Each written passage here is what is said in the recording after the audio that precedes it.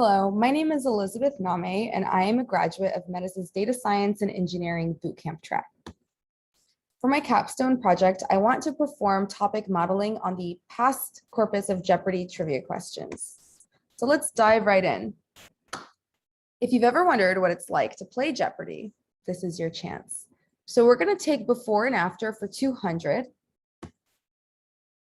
And before we do the question, let me explain how this category works. So before and after is going to supply you with 2 clues that result in 2 answers. Your job is to figure out how to connect those clues together to create a continuous phrase. So for instance, the rash-causing 3-leaf shrub that is part of a collegiate group with Dartmouth and Harvard would be the poison ivy. First clue, Ivy League. Second clue, so the answer is poison ivy league. Does that make sense? Let's try one more. This time we're doing before and after for 1000.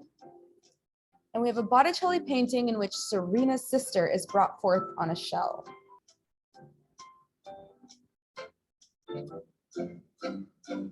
And the answer is the birth of Venus Williams. So congratulations. As you can see from that silly example, you can actually improve your Jeopardy skills with some exposure to the types of questions and categories that appear frequently on the show.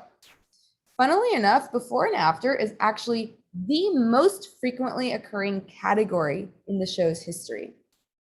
So my goal for this project was to categorize all Jeopardy questions into a group of meta categories through topic modeling. Then I wanted to deploy these categories into a study app to help aspiring Jeopardy contestants practice to win. Otherwise, for the rest of us, it's just a source of fun. So the data set contains 220,000 Jeopardy questions from the years 1984 to 2012. These were scraped from the J Archives, which is a fan-created website with Jeopardy questions. The tools that I used were Pandas, NLTK, Scikit-learn, Streamlit for app deployment, and WordCloud for some visualizations. So the process. First, we needed to read in our text data and then pre-process and tokenize the text. So if the original clue had a category called history, the clue was 4 treaties to mitigate the horrors of war were signed in this city. And then the answer was Geneva. Well, after I downsampled, did lemmatization on the words, and then part of speech tagged so that I would only use nouns, I would get history, treaty, horror, war, Geneva. Notice that I also removed commonly occurring stop words such as seen here, HTML tags, and any reference to a clue crew, because these indicated that there was some sort of media involved in the clue, such as an image or a video. Finally, we did TF-IDF to featurize our text and to discover hidden meta categories through non-negative matrix factorization.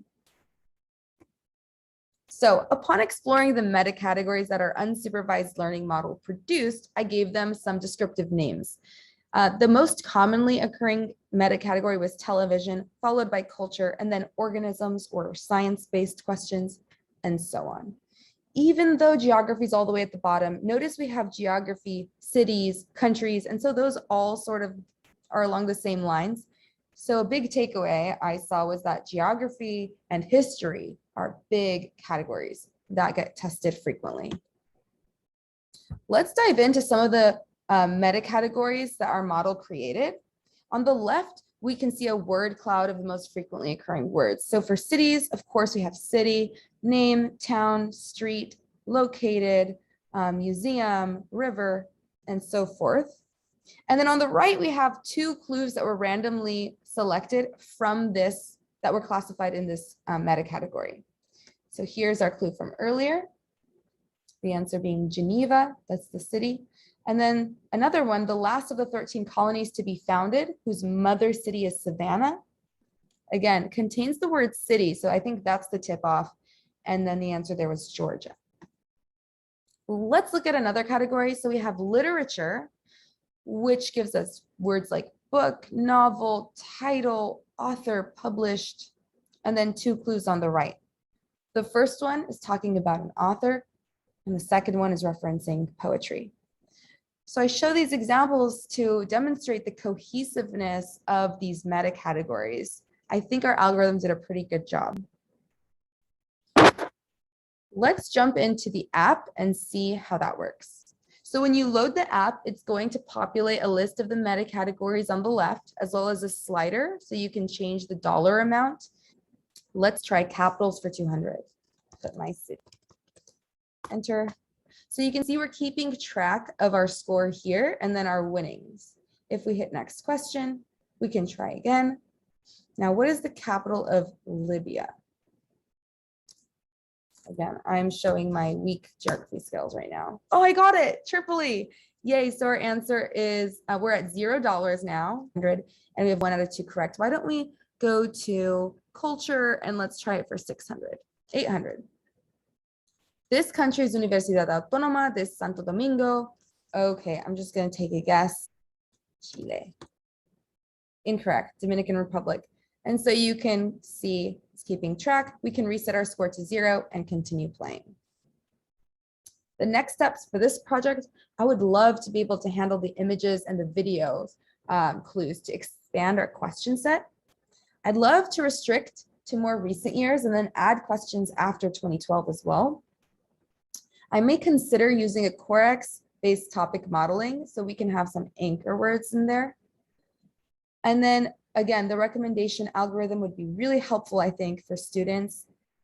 And finally, I'd like to fix bugs in the app and then deploy it on Heroku so it's publicly accessible for you and me. That's it for my project. I had a lot of fun implementing it, and I hope you did too.